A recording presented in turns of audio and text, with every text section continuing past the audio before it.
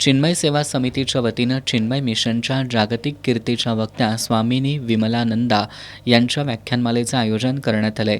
13 September ते 17 September या कालावधीत सायंकाळी 6:30 ते 6:45 या वेळेत संवाद ईश्वराशी या विषयावर त्या मार्गदर्शन करणार आहेत। तर 15 ते 17 सप्टेंबर दरम्यान सकाळी 11 ते 12 या वेळेत सत्संग आणि प्रश्नोत्तरं आयोजित करण्यात येणार आहेत। चिन्मय पुष्पांजली बिल्डिंगमध्ये या कार्यक्रमाचं आयोजन करण्यात आलंय, अशी माहिती चिन्मय मिशन कोल्हापूरचे प्रभारी स्वामी दत्तराजानंद यांनी पत्रकार बैठकीत दिली आहे।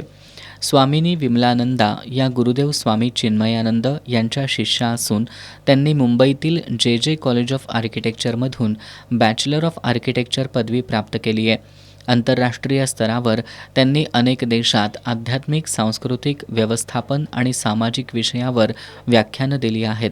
यासह भारतातील IIT आणि IIM अहमदाबाद अशा शैक्षणिक संस्थांमध्ये व्हिजिटिंग लेक्चरर म्हणून त्या मार्गदर्शन करतात। याशिवाय त्यांची अनेक पुस्तकं प्रकाशित झाली आहेत।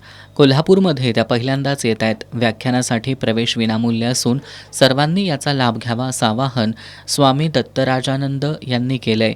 या पत्रकार बैठकीला चिन्मय सेवा समितीचे अध्यक्ष हसमुखभाई शहा आणि स्नेहल कारंडे उपस्थित होते।